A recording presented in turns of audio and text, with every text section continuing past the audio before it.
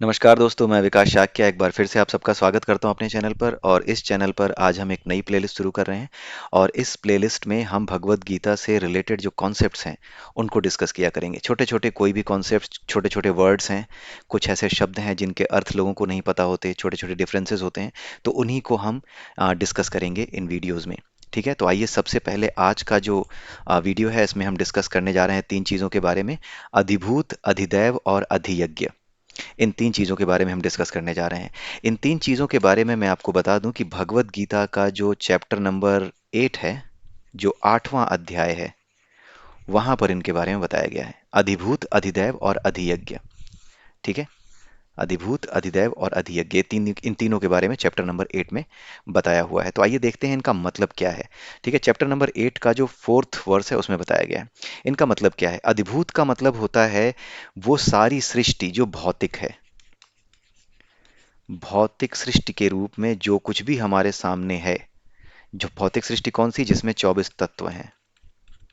ठीक है, इन तत्वों में सारी चीजें शामिल हैं। ये जो पदार्थ है जो हम देख पाते हैं, जो हमारे आसपास है, जो कि नष्ट हो जाता है, हमारा शरीर भी पदार्थ है।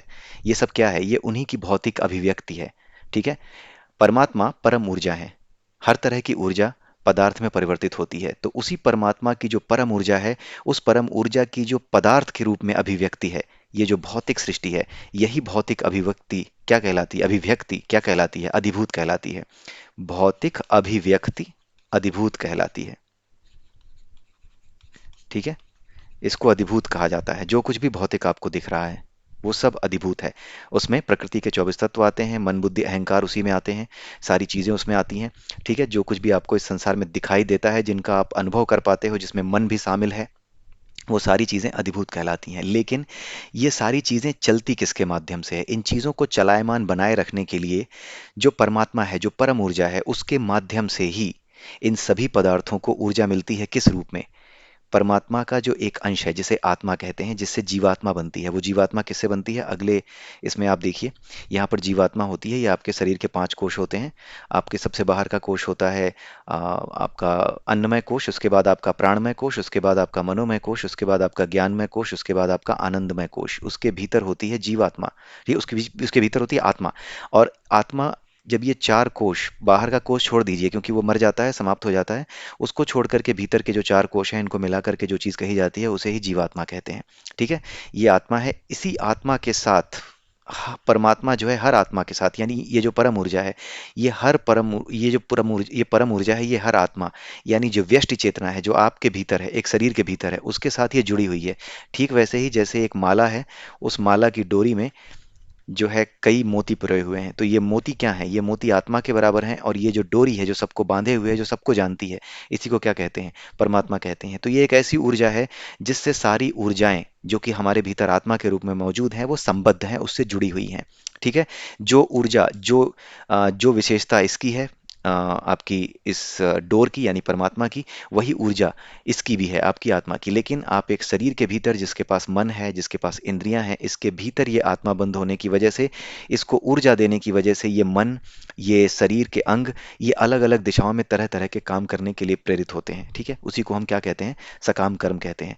तो आई होप कि आप इस चीज को समझ रहे होगे। तो भौतिक सृष्टि में क्या आते हैं? आपके मनोमय कोश, आपकी जो शरीर के 5 कोश हैं, उसके भीतर जो वासनाएं होती हैं, वो कैसे काम करती हैं, कैसे आपके भीतर आ जाती हैं, कैसे आपके जितने भी ये पूरी की पूरी सृष्टि है, किस तरीके से आपका निर्माण करती है। जैसे हम माँ के कोख में होते हैं, तो हमारा जन्म जब होता है, जन्म से पहले हम एक निश्चित आकार में बढ़ते जाते हैं। तो ये जो हमारा आकार बढ़ाने का काम है, हम माता के पेट में, गर्भ में जो है अपना आकार बढ़ाते हैं, फिर उसके बाद इस संसार में आते हैं। तो ये सारी चीज़ें, ये सारी गतिविधियाँ, इस संसार में जितनी भी चीज़ें बढ़ती हैं, उत्पन्न होती हैं, नष्ट होती हैं, ये सारी चीज़ें अलग अलग एलिमेंट्स से, इनके लिए ना अलग अलग एलिमेंट्स हैं, अलग अलग तत्व हैं। इन तत्वों के माध्यम से ही ये सारी चीजें गवर्न की जाती हैं। ये सभी तत्व ही इन चीजों को गवर्न करते हैं, इस पूरी सृष्टि के चक्र को। तो इन्हीं तत्वों को क्या कहा जाता है? देवता कहा जाता है। जिसमें सूर्य भी आते हैं। सूर्य यानी कि वो तत्व जिससे सूर्य बना है, जिसे विज्ञान की भाषा में हीलियम कहते हैं। ठीक है, हाइड्रोजन का वहां पे नाभिकीय संलयन हो रहा है, यानी न्यूक्लियर फ्यूजन हो रहा है, और उससे आग लगातार निकल रही है। तो जो बेसिक एलिमेंट है, जिसे साइंस आज की भाषा में क्या कहता है? हाइड्रोजन कहता है, हीलियम कहता है, सूर्य, उसी को आध्यात्मिक भाषा में सूर्य का तत्व कहा जाता है, सूर्य तत्व कहा जाता है, और उसी से सूर्य बना है। इनफैक्ट जितने भी हम और आप लोग हैं, हमारे अंदर भी ये सूर्य तत्व होता है। बिना इसके हमारे अंदर जो है भूख लगना या बाकी सारे काम होना ये नहीं हो सकते। इनफैक्ट अगर आपके ऊपर सूर्य की रोशनी ना पड़े तो आपके भीतर विटामिन डी कम हो जाता है, आपका शरीर कमजोर हो जाता है। ठीक है, तो सूर्य तत्व हम सभी के भीतर विद्यमान है। ये सिंपल सी समझ में आने वाली बात है, इसमें कोई बहुत बड़ा ऐसा साइंस नहीं है जो कि किसी मूर्ख को भी, जो कि बिल्कुल कुछ नहीं जानता और फिर भी सनातन धर्म की आलोचना करता है, उसे ना समझ में आए, ऐसा भी नहीं है। उसे भी इस बात को समझने में कोई दिक्कत नहीं होनी चाहिए कि हमारे भीतर सूर्य तत्व होता है, जिसे आप विटामिन डी के नाम से जानते हो। अगर वो कम हो जाए तो आप अपने शरीर पे उसका प्रभाव साफ साफ देख सकते हो। इसलिए सूर्य तत्व हम सबके भीतर होता है। ठीक है, तो ये जो सूर्य तत्व है, एक तत्व है जो इस सृष्टि को चला रहा है हमारे माध्यम से। इस सृष्टि में हर चीज चल रही है। वो सूर्य तत्व हमको प्रभावित करता है, इस पूरी सृष्टि को प्रभावित करता है, हमसे बाहर पेड़ पौधे जितनी भी चीजें हैं सबको प्रभावित करता है। सूर्य चंद्र जिसे हम कहते हैं, ब्रह्मा जिसे हम कहते हैं। ठीक है, ब्रह्मा वही तत्व है जो कि माँ के गर्भ के भीतर तरह तरह की जो तरह तरह के गर्भ हैं, उन तरह तरह के गर्भों में तरह तरह की जो योनियां हैं, उनके रूप में जीवों को प्रकट करने का जो काम करता है, जो प्रेरित करता है, जो मोटिवेट करता है, जिसके बनाए नियम के अनुसार वो चीजें मोटिवेट होकर के एक नए पदार्थ का रूप धारण करती हैं, जो कि माता और पिता के जीन्स को ही रखता है। अगर जानवर है तो जानवर का ही बच्चा बनेगा, इंसान का बच्चा नहीं बन जाएगा। इंसान है तो इंसान का ही बच्चा बनता है। तो इस तरीके से जो व्यवस्था करने वाला तत्व है, उसी तत्व को आध्यात्म की भाषा में ब्रह्मा कहा जाता है।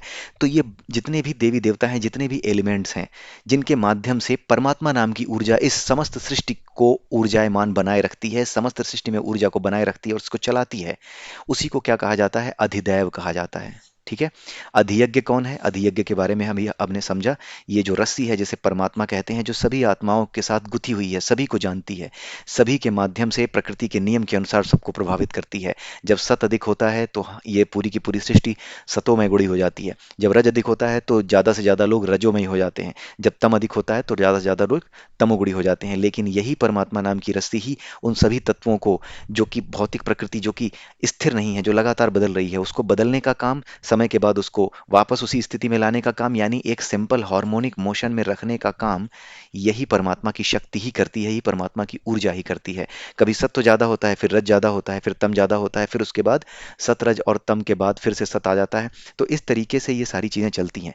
ठीक है, अब ये चीज तो हम बार बार डिस्कस करते ही रहते हैं, भगवत गीता का 13वां और 14वां चैप्टर, तो इसके बारे में ज्यादा मैं नहीं डिस्कस करने वाला। अगर आप बाकी वीडियोस हमारे देखते हैं तो आपने इसको बार बार देखा होगा। उसके अलावा केन मुंडक और मांडुक्य उपनिषद अगर आप इनको भी पढ़ते हैं तो आपको चीजें समझ में आती रहेंगी। तो आई होप कि आपको ये समझ में आया होगा। अधियज्ञ का मतलब कौन है? परमात्मा स्वयं। अच्छा, इसमें अधि का क्या मतलब है? अधि का मतलब अधिष्ठाता, यानी जिसके जिसके माध्यम से, जिसके द्वारा ये काम होता है। ठीक है, अधिभूत यानी सभी भूतों का, यानी सभी भौतिक पदार्थों का अधिष्ठाता कौन है? सभी दैवीय पदार्थों का अधिष्ठाता कौन है? और यज्ञ का भी अधिष्ठाता कौन है? यज्ञ क्या है इसके बारे में भी हम कभी समझेंगे आगे। इस प्लेलिस्ट में इसी तरह की चीजें आएंगी। तो अधि का मतलब अधिष्ठाता। ठीक है, कौन इसका अधिष्ठाता है? तो सभी का अधिष्ठाता कौन है? परम जो जिसको परम ऊर्जा कहते हैं, परमात्मा कहते हैं, वही इन सभी चीजों का अधिष्ठाता है। और यही भगवान कृष्ण ये जो आपका चैप्टर नंबर 8 है, इसके चौथे श्लोक में बता रहे हैं। तो आई होप कि आपको अधिभूत, अधिदैव और अधियज्ञ समझ में आए होंगे। इसी के साथ ये वीडियो मैं यहीं समाप्त करता हूँ। अगले वीडियो में फिर मिलेंगे, तब तक के लिए जय श्री कृष्णा, जय श्री राधे।